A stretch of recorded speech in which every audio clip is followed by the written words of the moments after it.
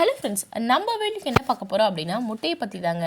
முட்டை நிறைய பேருக்கு வந்து பார்த்திங்கன்னா ரொம்ப ரொம்ப பிடிக்குங்க, குழந்தையிலேருந்து பெரியவங்க வரைக்கும். ஸோ அவங்க ஒரு நாளைக்கு எவ்வளோ முட்டை எடுத்துக்கலாம், ஸோ அதிகமாக முட்டை சாப்பிட்டா என்ன ஆகும் இப்படின்றத நம்ம வீடியோவில் பார்க்க போகிறோம். நம்ம வீடியோ ஃபஸ்ட் டைம் பார்க்குறீங்க அப்படின்னா மறக்காமல் சப்ஸ்கிரைப் பண்ணிட்டு பாருங்கள். அதே மாதிரி வீடியோ ஸ்கிப் பண்ணாமல் போங்க. ஸோ ஃபஸ்ட்டு வந்து பார்த்திங்க அப்படின்னா முட்டைன்றதே ரொம்ப ரொம்ப ஒரு நல்ல உணவு தாங்க. நம்ம எந்த அளவுக்கு நம்ம டெய்லி முட்டை எடுத்துக்கிறோமோ நம்ம உடம்பு அந்தளவுக்கு ஆரோக்கியமாகவும் இருக்கும். அதே மாதிரி முட்டையில் நிறைய அளவு ப்ரோட்டீன்ஸ், விட்டமின்ஸ், தாதுக்கள் இந்த மாதிரி நிறைய சத்து இருக்குங்க. ஸோ அதனால் நம்ம உடம்புக்கு நோய் எதிர்ப்பு சக்தியும் அதே மாதிரி நம்ம உடம்புக்கு தேவையான ஊட்டச்சத்தும் நமக்கு கிடைக்கும். ஸோ குழந்தைங்களாம் வந்து பார்த்திங்கன்னா டெய்லி ஒரு முட்டை கம்பல்சரி சாப்பிட்லாம். அதுவும் நீங்கள் அவிச்சு கொடுக்கலாம். அவங்க ஸ்கூலுக்கு போகும்போதோ ஒரு ஸ்நாக்ஸாகவோ இந்த மாதிரி நிறைய வந்து நீங்கள் கொடுக்கலாங்க. ஸோ கம்பல்சரி குழந்தைக்கு ஒரு முட்டை நீங்கள் கட்டாயம் கொடுக்கலாம். அதே மாதிரி பெரியவங்களும் வந்து பார்த்திங்கன்னா ஒரு நாளைக்கு நீங்கள் வெள்ளைக்கரு மட்டும் பார்த்திங்கன்னா 5 கூட சாப்பிட்லாம். அவ்வளோ உடம்புக்கு நல்லது. அதே மாதிரி முட்டை சாப்பிட்றதுனால உங்களுக்கு எவ்வளோ நன்மைகள் இருக்குது தெரியுமா? நம்ம உடம்புல ஓடுற தசைங்க எல்லாமே அவ்வளோ ஸ்ட்ரென்த்தாக இருக்கும். அதே மாதிரி நம்ம மூளைக்கு போகிற நரம்பு மண்டலமும் ரொம்ப உங்களுக்கு ஃபாஸ்ட்டாக இருக்கும். அதே மாதிரி எந்த ஒரு பிரச்சனையும் வராமல் இருக்கும். ஏன்னா நம்ம முட்டையில் வந்து பார்த்திங்கன்னா நிறைய விட்டமின்ஸும் தாதுகளும் அதிகமாகவே இருக்குது. ஸோ அதனால் நம்ம உடம்புக்கு தேவையான சத்து கிடைக்கும். அதே மாதிரி நம்ம மூளையை ரொம்பவே ஆரோக்கியமாகவும் வச்சுருக்கோம். அதே மாதிரி முட்டையில் வந்து பார்த்திங்கன்னா நோய் எதிர்ப்பு சக்தி ரொம்பவே அதிகமாக இருக்குங்க.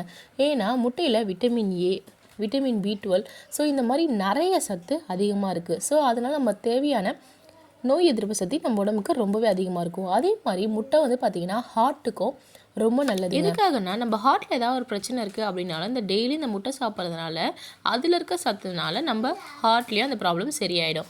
ஸோ நெக்ஸ்ட் வந்து பார்த்திங்க அப்படின்னா கர்ப்ப காலத்தில் வந்துட்டு முட்டை கண்டிப்பாக பெண்கள் சாப்பிட்லாம். ஏன்னா மேக்ஸிமம் வந்து 9 மாதம் ஆனவுடனே பெண்களுக்கு வந்து நிறைய பேர் வந்து பார்த்திங்கன்னா முட்டை வந்து அதிகமாக சாப்பிட சொல்லுவாங்க. எதுக்காக அப்படின்னா அவங்களுக்கு அந்த டைமில் முட்டை சாப்பிட்றது ரொம்ப ரொம்ப நல்லதுங்க. ஏன்னா ஃபோலிக் ஆசிட் வந்து அதிகமாகவே தேவைப்படும். ஸோ அந்த டைமில் வந்து பார்த்திங்கன்னா நம்ம கருவில் வர குழந்தைக்கும் வந்து பார்த்திங்கன்னா ரொம்ப ரொம்ப இந்த முட்டை சாப்பிட்றதுனால அவங்களுக்கு ரொம்ப ரொம்ப நல்லதுங்க. அதே மாதிரி கண்ணும் வந்து பார்த்திங்க அப்படின்னா ரொம்ப வந்துட்டு கண்ணுக்கும் முட்டை நல்லது.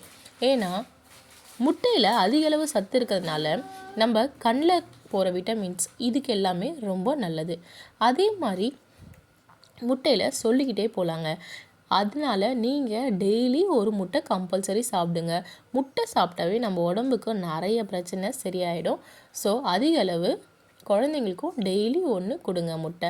அளவுக்கு மீறி கொடுக்க வேணாம். டெய்லி 1 மட்டும் கொடுங்க குழந்தைக்கு. அதுவும் நீங்கள் அவிச்சு கொடுக்கலாங்க. ஸோ பெரியவங்களாக இருந்தீங்க அப்படின்னா அந்த வெள்ளைக்கரு ஒரு நாளைக்கு 5-6 கூட நீங்கள் சாப்பிட்லாம். ஸோ ரொம்ப நல்லது. அதுவும் நாட்டுக்கோழி சாப்பிட்றீங்க அப்படின்னா ரொம்ப ரொம்ப நல்லதுங்க. ஏன்னா நாட்டுக்கோழி முட்டையில் அவ்வளோ சத்து இருக்குது பிராய்லர் கோழியை விட. பட் உங்களுக்கு அது கிடைக்கல அப்படின்னா நீங்கள் கண்டிப்பாக பிராய்லர் கோழி முட்டையாக சாப்பிடுங்க. ஆனால் கம்பல்சரி ஒரு முட்டை கம்பல்சரி ஒரு நாளைக்கு சாப்பிடுங்க. உங்கள் உடம்புக்கு அவ்வளோ நல்லதுங்க.